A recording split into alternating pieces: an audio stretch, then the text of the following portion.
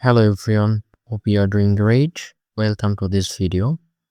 So in this video, I'm going to show you how we can set up MetaPixel Initiate Checkout event. First of all, to set up the Initiate Checkout or any event, we need to enable the data layer. Since it's a Shopify website, so we have to enable the data layer.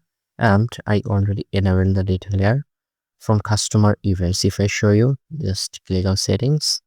And here you can see customer events, custom PGM. This is our data layer. With this code, I just enable my data layer and I'm getting all of my e-commerce data layer. As well as I connect this Google Tag Manager with this website. So now we need to create some variables and trigger and tag for initiate checkout event. These are the recommended events what you can see here, and I need to create this variable first. So based on my data layer, I actually created these variables. If you watch my previous video, then you will understand all of these variables are created. To save the time, I'm not going to show you how you can create these variables. If you want to learn, then you can watch the previous videos. So our variables are created done. Now the trigger will be begin checkout. This one.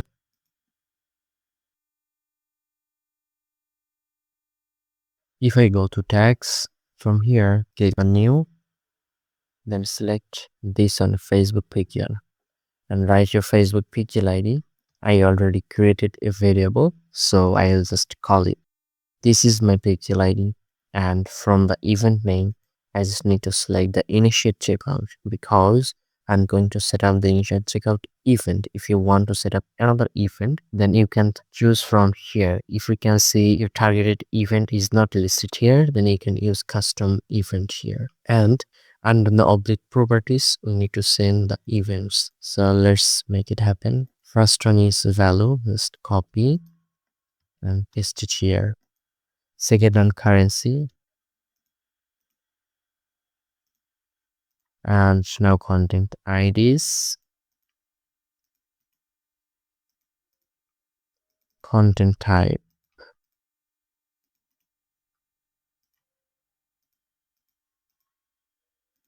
Then it will be content name, content category,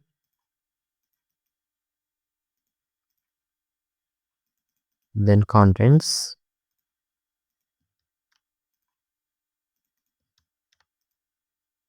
the num items. So our parameters setup are done. Now we need to call the property value. I mean, this parameters value.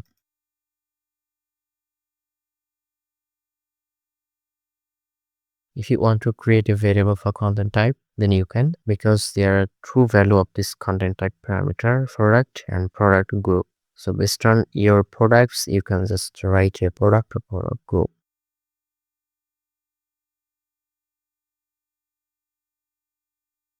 Okay, it's done. Now the trigger, it will be initiate checkout or begin checkout. However, writing save. Okay, to test, we can easily preview the GTM, and before that, I need to open my store. And now if I preview,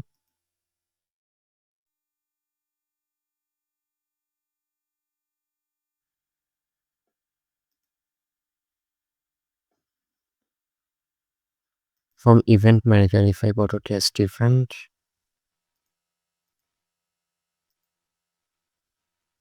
and tag assistant, here you can see view item event is fired.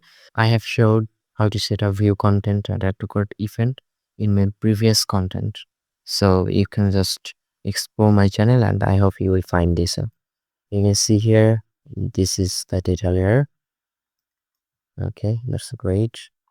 And if I show you the view content there, you can see all this data are passing properly. That's great. Add to cart.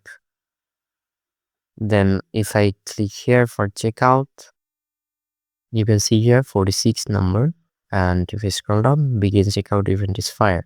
If I click, then you see all this data. So this is the value, total value.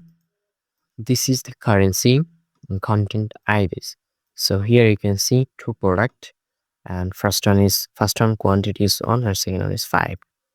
So here you can see this is the content ID, content and price. If I go to event manager, you can see initiate checkout event, and here also you can see there is a total mem item 6 because 5 plus 1 total 6. And this is the contents, this is the content name, content IDs and fam. So this is the thing. I hope you could understand how to set up initiate checkout event for MIJAN. If you found this video valuable, don't forget to like, comment and share. And if you need any help, feel free to reach out to me anytime. So yeah, that's it. See you again in the next video. Till then, goodbye. Thank you.